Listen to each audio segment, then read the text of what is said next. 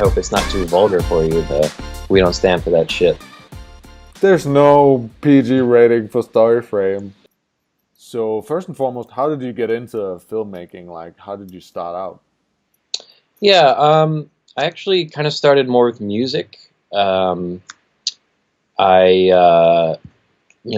realized I was going to have to like pick a major and get a job and all that, and loved music, but wanted something more solid. And I was like, well, what about that guy in this booth in the studio that has all the knobs and levers? That's like a job, right? You can just work there. You don't have to make it as a musician. So I started majoring in audio engineering and loved it, but found I could be more creative with the camera. We had to do some video classes, and I just kind of fell in love with it. And you've done like super diverse stuff. So you've done VH1 and Vogue Italy. How did you get into getting actual clients and getting that ramped up? It's been a blur. Slowly and surely, I bought a camera way back and just started putting stuff together, doing stuff for free, figuring it out, and it just has built up over time, and has become my job. You do one thing and the client likes it, and they come back for another thing, or they recommend you to someone else. Your friend hears that this is what you're doing, and that they hear from their friend that they need video, and it just kind of snowballs, and it's worked out well. I guess living in New York also is a good thing because there's opportunities all the time.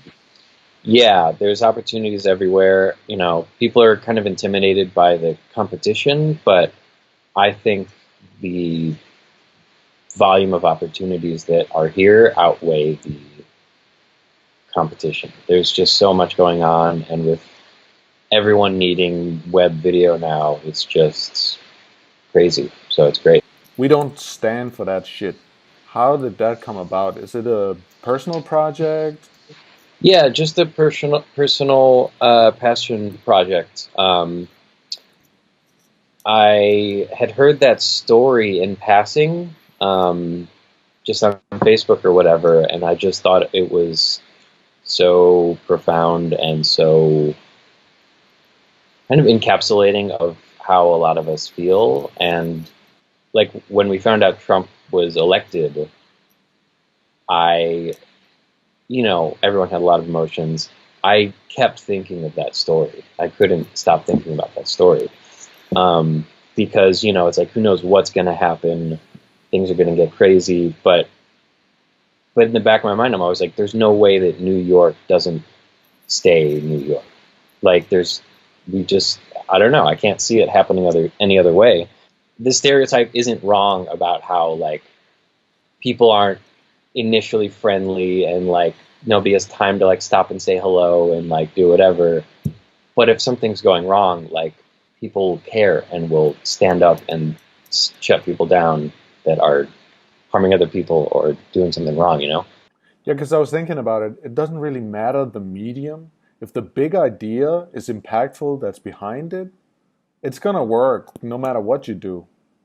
Yeah. So really what you took was just like a Facebook post that resonated, that stayed with you, and then you just like, hey, that's perfect footer for a great video right now. Yeah. I was kind of surprised it wasn't a bigger story. I guess there were a lot of, reports of hate crimes and all of that, so I guess it kind of just becomes another one of them. But the specific quote that guy actually said is so great. Like, it's just so, it's like somebody wrote that. Like, it's perfect. Yeah. So I was like, how is this not like plastered somewhere? How is this not like it's just some guy. I don't know what he looks like or who he was and just basically put a bunch of New York B-roll that I've been collecting, and also some that I went out and specifically shot just for this. Like to specifically have the F line, the B-roll for the F line, the small I little wanted to make sequences sure around. I had that, but also just from years of being here and shooting random things. it took me a year to put it all together. To be honest, it was great to have the 1-year anniversary of the election to make me finally finish it and say, like, okay, it's done. Like, put it out there. So you used the Sony A7S for this project? Yeah. The first one? It's a mix of the 1 and the 2. Okay. Yeah. Why do you gravitate towards that camera? I started out shooting on like the 7D and 5D when it, revolutionized filmmaking and let everyone be able to do it, basically. And then when the A7S came out, it's like a similar thing in a small package, but to me a much better quality, and I've just loved it and couldn't be happier with it. Do you shoot S-Log? Yeah.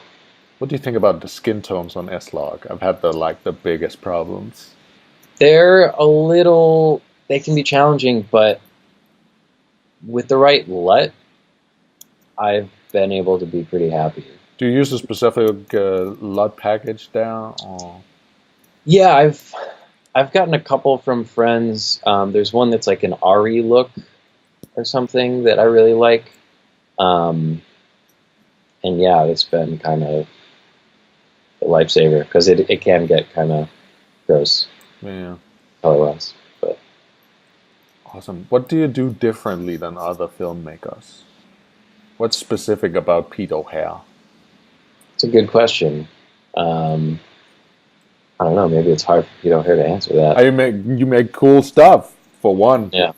If you look at the Vimeo feed, there's like 99% stuff that's meh. Yeah. And there's the little golden nuggets here and there.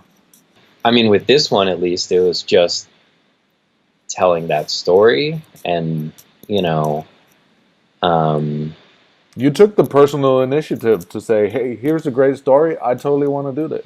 Yeah, and instead of similar kind of things have this very polished, like very thought out written voiceover, and like, not that mine isn't like dramatic and also polished in its own way, but feels, I guess, maybe more organic and more just like, here's what this guy said, and we all feel like this, right? And like, that's New York, man. And what if you had to go back and get a foothold in the business? You're starting from scratch. You have nothing. You just got like an A7S.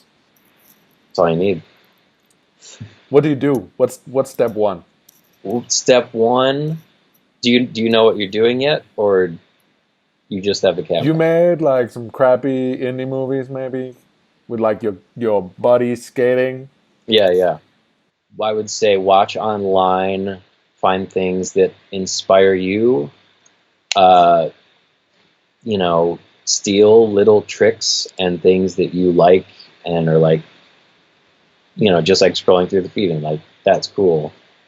Like, find something that's cool and add that to your repertoire, and So if I hadn't had anything yet, I could have still gone around with my A7S, shot slow-mo B-roll of nothing, of stuff, work on that, make it cool, learn things about shooting, what worked, what didn't work, put that together, put some music to it, share that to Facebook, and at the very least, people see it and, oh, that's cool, and think of you for like, oh, I have this project, or my friend has this project, or doesn't my one friend do like, coordinating for a TV show and they need cameramen, or like, you know what I mean? Like, you never know, and it just builds and builds over time.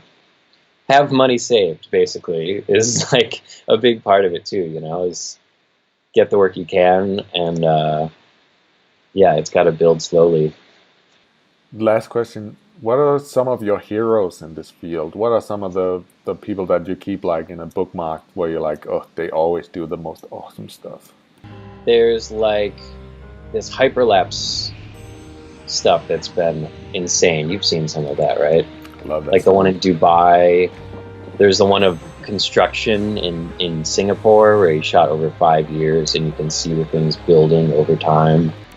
it's like so amazing to watch, but I have a hard time fully enjoying it because I can also understand the amount of time and the work that goes into it, that it makes me like kind of uncomfortable watching it, but it's also great. There's one that's called A Taste of New York that's hyperlapse and like zooms around, and great like sound design and stuff that really takes it to the next level, that I think is really great.